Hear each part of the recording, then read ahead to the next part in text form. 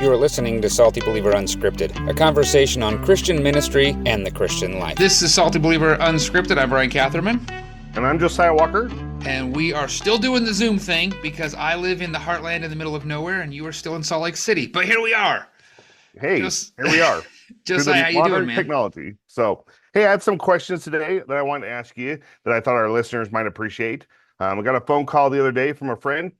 Just moved to a new town, is trying to navigate through finding a new church and getting plugged in. He spent the last 10 years at his local church, so he's a little biased, trying to find something just like that. But what would you say to somebody who moved to a new town? How do you navigate that process of finding a new church home? Well, I would definitely say hi to that guy because I think I know who you're talking about because he was in our church for 10 years. Sure, it's a mutual friend. Yes. I won't put names out here, but yeah, we both know this guy.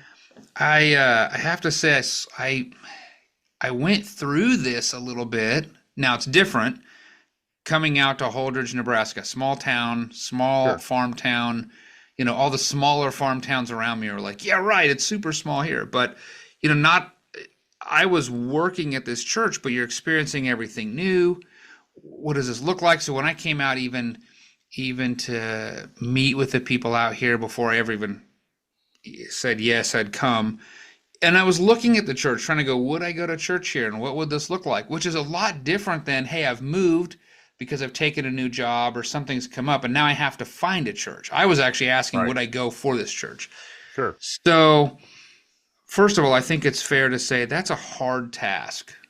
And it depends on where you are. Obviously, it's not going to be the same everywhere.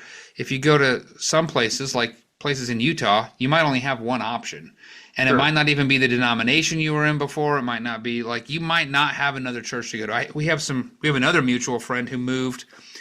They were for a while. They're not there now, but they were in the Upper Peninsula of Michigan.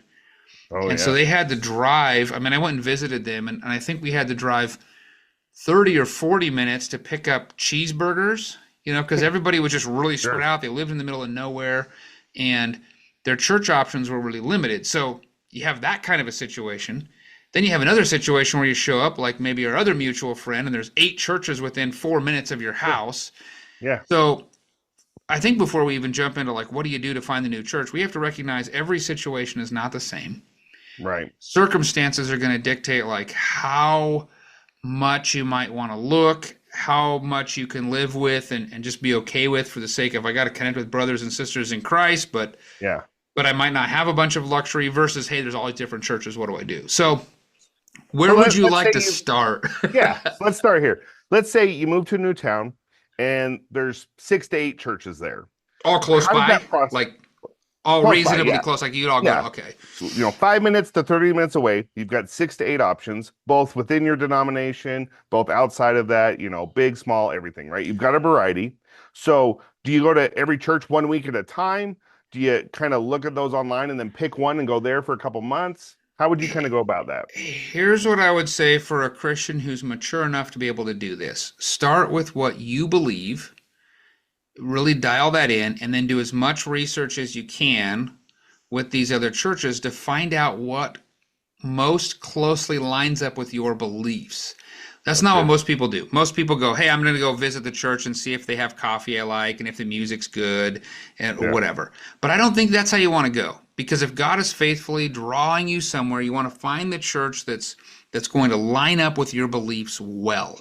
So, for example, you're really serious about exegetical preaching from the Bible. Well, make sure that's what they do. Watch a service or two. If they have their services available live stream, watch one or go back and look through the preaching. Look at their statement of faith or their confession and figure out where that lines up. Some churches just sort of go, oh, well, our statement of faith is the same as the denomination. Well, that could be loose, that could be tight. I don't know. But look at that.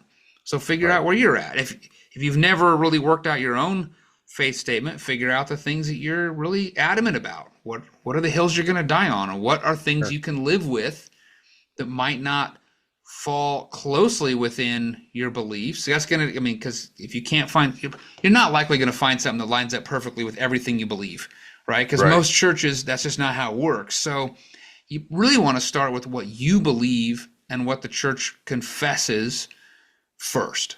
Yeah, Sure. because you don't go to a church that believes something completely different than what you believe. Don't even start. Don't even bother. Right. Right? I mean, you're not going So to do that church any favors.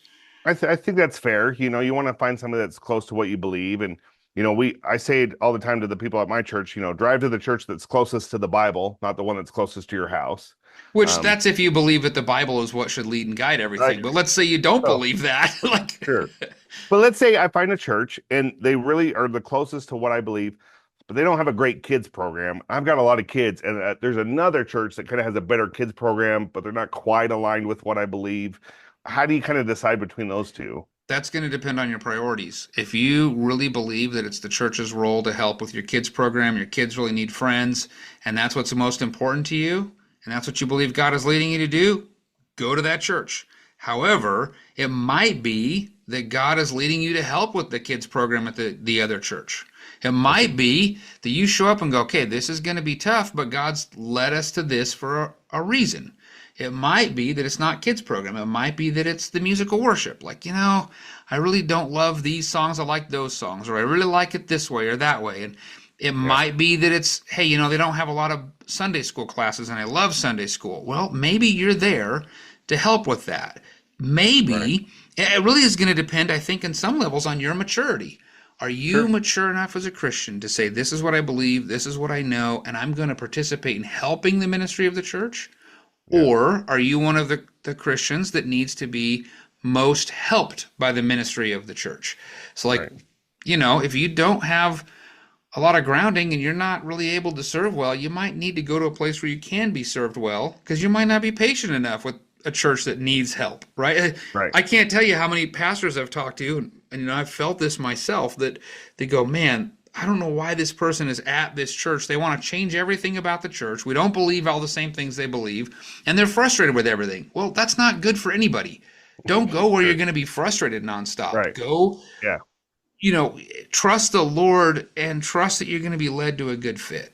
The kids program one or the music one or something like that is tough because you go down the street because they have a lot of kids, but the theology doesn't line up with what you believe. Well, how's that going to go in the big picture in the end when all Sure. your kids make friends and then something comes up and you go, you know what, our convictions have led us somewhere else? Right. That's tough. Or, God, Acts 17, God chooses the times and the places where we live so that people might feel their way to God. And maybe He chose your move. Maybe you got that new job in that new town. Maybe you moved to that new place for the purpose of plugging in and helping a church. Yeah. In fact, I'm thinking about these mutual friends that we've discussed. Even they showed up. I remember they showed up at our church just looking for, hey, what's good for me? They Sure. spend 5, 10 years with a church. They grow. Suddenly they're serving. They've matured. Now it's a whole different animal. So it's just different seasons of life, right? And I think that's what can really complicate things is you sometimes come in with that consumer mentality of just wanting to be fed and what's best for your family. But as you grow and mature under the preached word, you find yourself kind of looking for a different church than you were 10 years ago. So Right. let's add a little hypothetical. Let's add another layer to this situation. I'm moving to a new town, but I actually have family in that town already. I've grown. I'm pretty mature in my faith, but my family members, they're kind of shallow. So they're going to one of those kind of shallow, kind of mainstream type churches. And they say, hey, we just assumed you're going to come join us at our church here in town. How do Oof. you navigate that? That's a tough conversation because that's going to really have a lot to do with two things. That can go a couple different ways. We're going to maybe choose to go to church with this family so we can connect with them and help them grow, help them be edified in Christ, and maybe help them along, maybe. Or it might be that you have a conversation and you say, hey, we love that you go to this church. Praise the Lord you attend church at all and you're a Christian, Sure. but we really think we want to go to try such and such church down the street. Maybe you could come with us and just help us. And yeah, it might just be a conversation. And now Sure. that might not go well. Sometimes families get really frustrated by those things, but that's going to be a family dynamic. But the key is how you view going to church. Do you Right. come to church because it's what you do on a Sunday and it's your social activity and well that was fun, I could kind of take it or leave it, but if I'm free I'm going to go? Or is it because you're showing up to deeply worship, connect, and praise the Lord with God's people, and Sunday's vitally important? Now, it's hard because you might come from a church that has that kind of view, and you end up at a church where they don't have quite the same views. And you have to wrestle with, why has God put me here? What is my involvement with this church? How do I walk through this? You might look back on your church you left with rose-colored glasses and everything's perfect. I got to admit, Yeah. like, I left Redeeming Life, where you're still at. Sure. I'm now in the heartland, out in the middle of nowhere, Nebraska, and there are times when I go, oh man, back where I came from, it was like this, and then I have to go, no, wait, pause, hold on a sec. No, we still had some of those issues, and you want to put on rose-colored glasses of your previous church, and that doesn't help you connect with your new church. Well, and that's another good question too, is how do you kind of transition out of your old church? Your friends are there, maybe you follow that church on Facebook. Would you advise somebody maybe take a break or hide some things, or how do you kind of transition well through that? I think that's going to depend on each person. For me, I actually took, for a couple reasons, I'll just share it. I told you, Josiah, when I was leaving, and I was a lead pastor, and you were stepping into my shoes there, Sure. that it really need to be your own shoes. And so I didn't want you thinking that I was watching everything that was going on, and I didn't. So I told you, okay, I'm going to take 3 months, and I'm not gonna watch a sermon.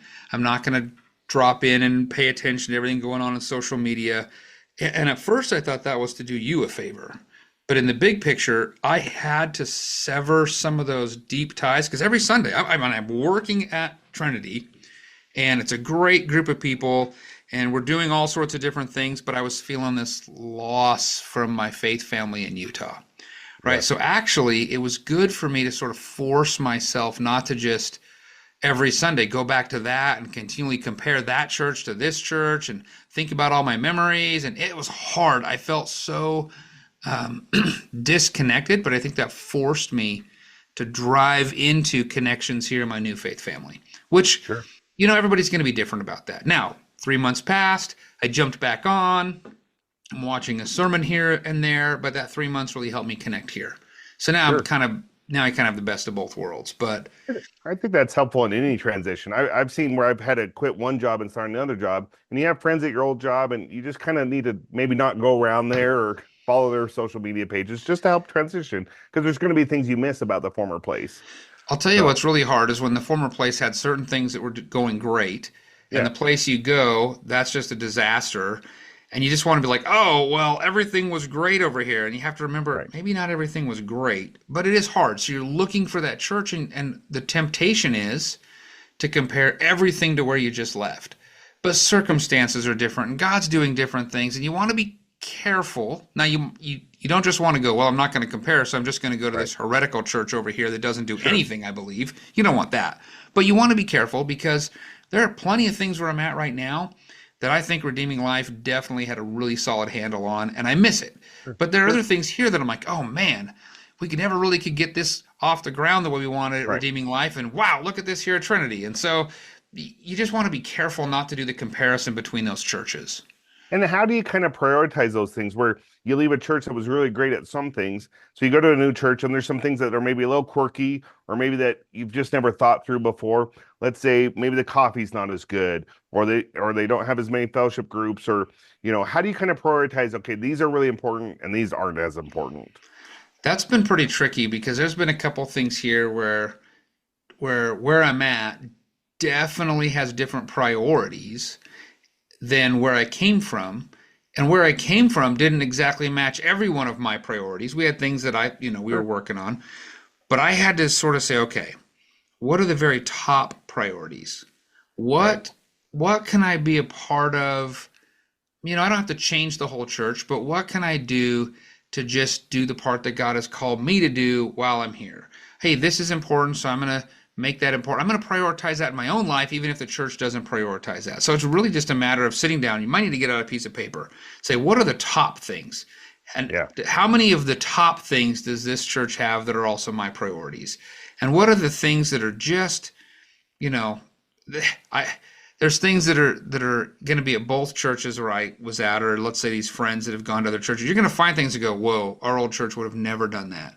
Or Right. maybe, whoa, our old church actually couldn't afford to do that. Or Sure. maybe, hey, we hadn't even thought about that. Man, why Yeah. didn't we think about that? That's a Sure. great idea, right? Like, Yeah. oh man, we didn't do that at the other church. Some of it's just different circumstances, different giftings, different different dynamics of people. Some of the stuff we did in Utah, there's no way that we would do some of the things that we do where I'm at in Nebraska, because just the community would have seen that quite a bit differently, and it wouldn't have fit the context of where we're at. And then there's things that they do here that I'm like, okay, that's just a cultural thing to do. Okay, but again, what are the most important things? What are the top things? I'll tell you, it's been really convenient for me. My first assignment when I got here to the new church was so the church here had used the denominational faith statement, which was fine. It's an EFCA, it's a free church deal. But we had certain distinctives that we wanted to drill down into that were a little more specific. And I'm working for the pastor who I used to work for a long time ago before he church planted, in whom I helped write the faith statement along with Jared Jenkins, who's been on the program. And then we adopted that faith statement at Redeeming Life. And then lo and behold, my first task was, let's talk through this and see where this church is. So we present that, and then I'll go, wow, that's pretty good. And now I'm like, wow, the faith statements are the same faith statement. So praise the Lord. That was the top priority. Not that they had to be identical, but like, is this church really going to believe the same way I do? And lo and behold, we have the same confession now. And they've adopted that. And so praise the Lord. There are lots of other things. I got to just work on those things. Got to think about them. Got to be okay with them. Got to look the other way occasionally and go, I'm going to pretend I didn't see that one, or whatever. And I think that's helpful to remember, is that your old church didn't do everything perfect, and every church is figuring things out, and every context is different. So you find a church, you do the work ahead of time to check out their websites, maybe watch a few sermons. You pick a church, you start going there. How long do you really go there before you say, okay, this is the church, or maybe I'll try a different one? Or, how long do you go before you really get plugged in and say, okay, I'm going to invest in this? I remember a couple of seasons in my life where that was, I've had seasons where you knew people at a church that helped, but I was in the military, didn't have my family with me, it was just me, and I was in Colorado, and I was in Colorado Springs, where there's, a large abundance of Christian churches. And I remember going, okay, it's Sunday morning, I'm going to try this church. My plan initially was I'm going to try churches that are closest to me, because I just didn't think through, like, I should probably check. It's like, okay, there's that one, then just down the road there's another one. So I go to the first church, and it's like nowhere near anything I'm accustomed to, because it was like, it was so far outside of might have been a Lutheran church or something. I don't even know. I was like, whoa, this is way not what I thought I was getting into. And I wasn't a pastor then, and I didn't have a lot of maturity, but I could tell from minute one. I walked in the lobby, the service hadn't even started. I could have turned around and left and been fine, but I didn't. I decided to stick it out. I'm like, this is just not going to be it. I knew. Sure. Then I went down the road to a couple other churches. Okay, these are kind of very similar to what I came from, and this is okay. Seems like a good group. Okay, this is cool. And I went to that church for 3 or 4 weeks, and over time, it just wasn't quite. I didn't know. And then I dropped into another church, and like the first week, I didn't really like it, but I went back the second week, and something kind of clicked, and then that's where I ended up going for the few months that I was there. Yeah. You kind of know, would I come back, not come back? When I was on my sabbatical, I went to a couple of churches, and it was like, would this be the church? You just pray about it. You ask the Lord, hey, guide us. Where's the faith family you would have us connect with, worship with, serve with, and hope that you would know. But I would advise not putting some rigid, strict plan, like we're going to go to. I remember people came and visited. They said, oh, we love this church so much, and we wish we could just stay, except we made a commitment to go to 26 churches before we chose a church. Well, don't do that, right? Like, No, I think it's fair to be honest, too. Like, a lot of times, we don't want to come across as a jerk, but I really just compare this to dating or relationships, because it is a relationship. It's a relationship between you and the rest of the church, and if you've got to navigate that. I've had visitors come to our church and say, no, this is awesome, and I said, well, if you don't love it, let me know. I know a lot of other great churches. No, we're going to be back. And then I never saw them. And they don't come back anymore. Like, just be honest. As a pastor, would you be offended if someone had questions about your church or said, hey, I'm not really sure? I always appreciated that. Like, hey, we were trying to figure this out. Can you help me with this or with that? And why do you guys do this? Or, hey, how often do you, we haven't seen a baptism. How often do you see baptisms here? What about this? Or what about, like, okay, so you're the lead pastor at Redeeming Life now. Someone shows up and they've been coming for 2 weeks. Are you comfortable with them wanting to become members of the church and being involved in all? You kind of go, well, hang out for a little bit, right? right? You know, No, I've had those conversations. I said, well, let's talk about that more, and really look at what that looks like. So, what do you do? What if you go somewhere and you love it, but your spouse hates it? so my wife came out of Mormonism, and when we first started attending churches, now I wasn't a believer, and she had just come out of Mormonism. She wanted something that had really that very kind of subdued feeling like she came out of with the Mormon ward. And at that time in Yeah, my life, the only churches I'd ever really experienced had, like kind of big worship, the pastor's wearing jeans and maybe a polo shirt or something. And that made me feel sure. comfortable. Ironically, Yeah, over time, I came to a point where I kind of liked uh, the more hymns, and I kind of sure. shifted over time. And now back at a church, it has like a giant band, and I don't know Yeah, if everybody they'd probably die if I wore a suit, but well, I should do that. I should try that. yeah, Anyway, absolutely. but at the time, my wife was like really uncomfortable if there was any kind of loud music, if there was coffee in the lobbies. Almost every church we were going to was offering coffee, and she was really frustrated by that. And Yeah, so we visited a lot of churches, and we had to find a place we could both connect okay. And we sure. eventually found that place, and then over time things changed for both of us. We found places. So I would say have honest conversations with your Yeah, spouse and yeah, decide, what are we going to do? We had a couple that came to Redeeming Life, and he loved it and she hated it. And I think sure. she was pretty, like, she's told us over the years, like, Yeah, I was like, I never yeah, want to come back here. And for yet she sure. said, I'm going to submit to my husband on this one Yeah, because he's happy with it, and that's important to me. And it turned out she absolutely loved the church. I remember when they moved, they sure. were crying and it was horrible, Yeah, right? Like, and that happens a lot. Like, you got to talk through that. Might be that your spouse doesn't even want to go to church, and it's just a yeah. blessing they come to church. So you might want to be okay with, if they find something they're comfortable with, deciding, okay, I can live with this for a while and let's see what happens. It's a matter of how you're going to talk through that. I mean, there's no perfect science to any of this. Right. I was going to say there's definitely no one size fits all. Here's the criteria for finding a new church because it's different in every area. It's different in every relationship, and so I think really blanketing that kind of process through prayer, and conversations, honest conversations with the pastor, honest conversations with your spouse and your kids.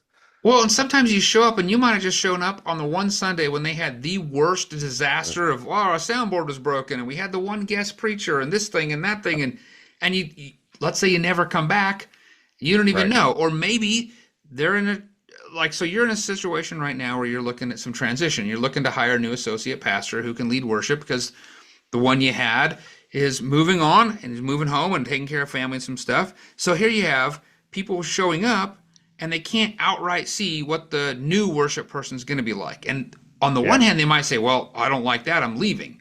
But on the other Right. hand, they might have an opportunity to kind of walk with the new guy, be a part of the process. So it could be, depending on, again, the maturity of the Christian, is this an opportunity to be involved in something new and starting kind of fresh with everybody with this thing? That could be good. Maybe it's not so Sure. good for you.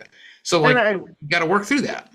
And that's hard too because you might go to a church that's in that similar boat. Let's say you go and you find out the worship pastor's leaving. Well, this isn't going to be the church for us. Who knows how that's going to be? Maybe stick with them for a little bit or come back in a little bit, keep an eye on them, see what's going on because you're right. You're like if you come the one week the youth pastor's preaching and it's his first time or whatnot, that's not really a Right. good assessment. So while you said, you can't really put a stringent like go to a church 6 weeks before you look at another one, really have some flexibility there, Yeah. you know. See, And I think it's kind of like dating, right? Who puts right. really super strict rules on, this is how I'm going to find a spouse. I'm going to date 16 women 12 times, and or here's the one time, and you feel it out. It's more of an art than it is a science. Okay. I might want to keep dating this person. All right, cool. Let's go on a second date and see how it goes. Right. And I think you need to leave yourself the option of, how do I want to put this? You might be surprised at the church you walk into. Because from the outside, we look like a pretty traditional church. We have a stained glass window and a little marquee where you can change the words on it every And a big week steeple. and a big steeple. And so I don't look like the hip, cool, fun church. And so I've had people walk by my church down the street to go to a different church that maybe looks a little more contemporary. And then they've not had a great experience there and said, actually, let's go and let's try this church and fallen in love with it and liked it. So, You might be pleasantly surprised when you go to a church and go, I don't know. And then you get there and you realize you actually really like it. Well, and that's the case for like sometimes big church, small church. Yeah. I don't know if I'd like to go to a big church. You might find that there's a big church that, wow, that was great. Or a small church, or Yeah. maybe a church in slightly different denomination that's close to the same beliefs that you held. Like, I mean, you never really know, right? Some people will go to a big church because they, don't want to connect. They want to be able to sneak in. But then after a while, they feel like, well, I can't connect with anybody, and I don't have any friends. And so then they go to a small church. You just never know. So, or they think you can't connect at a big church, so they show up at a big church and meet their best friend. Like, right? Who knows? But let's say you go and you're connecting and you're enjoying it, and maybe you're helping out, or you've been plugged in there for a while. How do you know when it's the right time to kind of look at becoming a member at that church and really? Some of that is probably going to depend on how the church views membership and how you view membership. But I would say having conversations with the leadership, asking what they think is a good, what does it mean to be a member here? What does that look like? When you're to the point where you say, look, we're not looking around for another church. We feel pretty good about the mission, the purpose, the efforts, the values, the things this church is doing. We want to take ownership. Like, we're not making excuses for our church, and we're not embarrassed about our church. This is our church. I think that's the time when you want to really talk about that. But I would say don't rush that, because I can't remember how many times, like, hey, we've been here 2 weeks and we want to be members. Well, you don't have to be a member of a church immediately to be plugging in at that church. At most churches, I don't know of any church where you'd have to immediately be a member or you're out. Absolutely not. Here at Redeeming Life, at the church I pastor, there are certain roles in the church, certain service opportunities where you do have to be a member, because I need to be able to affirm that you agree with our faith statement. But hold on. You're not putting the person who's been coming for 2 weeks in any of those roles, though, right? Right. I'm not. Hey. So, but with that being said, there are a lot of opportunities where people can serve as just a regular attender here at the church who's been coming for a few months, but maybe hasn't become a member yet. So there's some flexibility there for sure. We're running out of time, but I'll leave one more thing out there to think about. And I remember I'm probably guilty of doing this. You show up at a church and you only go to the service, and you try to make a lot of evaluation at the service, but there might be some value in going to some of the other activities and just saying, hey, we're just exploring. We just don't know if we want to, join. We don't know what we want to do at the church, but we thought we'd just come and try out a small group, or we thought we'd come to the church barbecue and just see what it's like, because that might give you some more insight as to what's going to stick around a little bit before and after the service. See what that looks like. There's a lot more pieces going on that are definitely worth taking a good look at. So I would just encourage, as people are doing this, not to overthink it, not to put too much pressure on it, but just trust the Lord in it and pray, and then just kind of keep seeing. It's obviously not an easy task, or we wouldn't even be having this podcast, but give it a try, right? At the very least, give it a try. Get plugged into a local church, because as Hebrews 10:25 says, it's important for us to gather together. So when you move somewhere, go to church. That's a really good last word. Hey, but I want to throw one little commercial out there. So you're looking for an associate pastor who can also lead worship at Redeeming Life Church in Bountiful at the time of this podcast, which is November, 2024. They can find information at redeeminglifeutah.org. You got a blog post with all the details, good salary. So if you know anybody who's looking at being a kind of a missionary pastor, potentially like a church planter type, being able to maybe preach once in a while, lead once in a while. I'm just throwing this whole commercial out. Am I hitting all the pieces? I appreciate it. And can lead in congregational worship, so like playing a guitar or piano or something. All right, I just want to encourage people to go check that out. RedeemingLifeUtah.org has all the info. Until next time. Thanks for listening. Salty Believer Unscripted is a production of SaltyBeliever.com. Visit the website to find more resources like the podcast you've just listened to.